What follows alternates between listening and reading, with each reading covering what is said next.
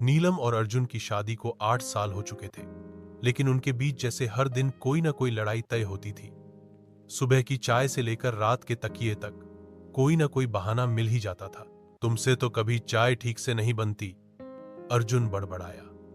नीलम ने घूरते हुए जवाब दिया, तो खुद बना लो, मैं तुम्हारी नौकरानी नहीं हूं। अर्जुन ने अखबार पर गुस्से से हाथ मारा और कहा, बात बात पर ताना देती हो, घर में सुकून नहीं बचा।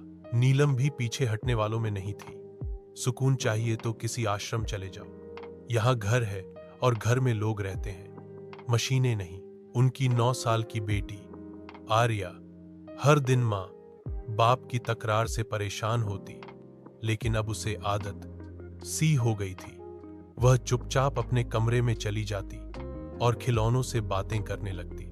एक दिन आर्या स्कूल से लौटी तो उसके हाथ में एक ड्राइंग थी। उसने कागज पर 3 लोगों की तस्वीर बनाई थी, मां, पापा और वह खुद। नीचे लिखा था, आई वॉन्ट पीस। नीलम ने देखा और कुछ देर चुप रही। फिर अर्जुन ने देखा और उसकी आंखें भी नम हो गईं। हम क्या कर रहे हैं नीलम? अर्जुन ने धीरे से पूछा। नीलम ने गहरी सांस ली। शायद हम दोनों थक गए हैं एक दूसरे को गलत साबित करते करते। अर्जुन ने सिर झुका लिया। प्यार तो अब भी है, लेकिन वो रोज के झगड़े सब मिटा देते हैं। उस रात पहली बार दोनों ने बिना लड़ाई के खाना खाया, बात की खुलकर।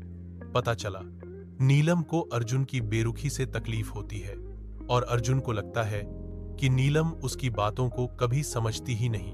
अर्जुन ने नीलम से कहा, चलो कुछ बदलते हैं, रोज थोड़ी देर बैठकर सिर्फ बात किया करेंगे, कोई झगड़ा नहीं, सिर्फ बातचीत। नीलम मुस्कुराई, और चाय मैं बनाऊंगी, लेकिन तुम तारीफ करना नहीं भूलोगे। अर्जुन हंस पड़ा, तारीफ करूंगा, अगर नमक नहीं डाल दोगी। नीलम ने चुटकी ली, तो फिर चाय में नमक डालकर ही देखती हूं। आर्या ने बाहर से झांकते हुए देखा और मुस्कुरा दी। उसके मां बाप फिर से दोस्त बनने की कोशिश कर रहे थे। झगड़े अब भी होते थे, लेकिन अब उनमें थोड़ी हंसी भी होती थी। प्यार अब भी था, कभी कभी चुपचाप, तो कभी एक झगड़े की आड़ में छुपा हुआ। कभी कभी प्यार सिर्फ फूलों से नहीं, कांटों से भी बनता है।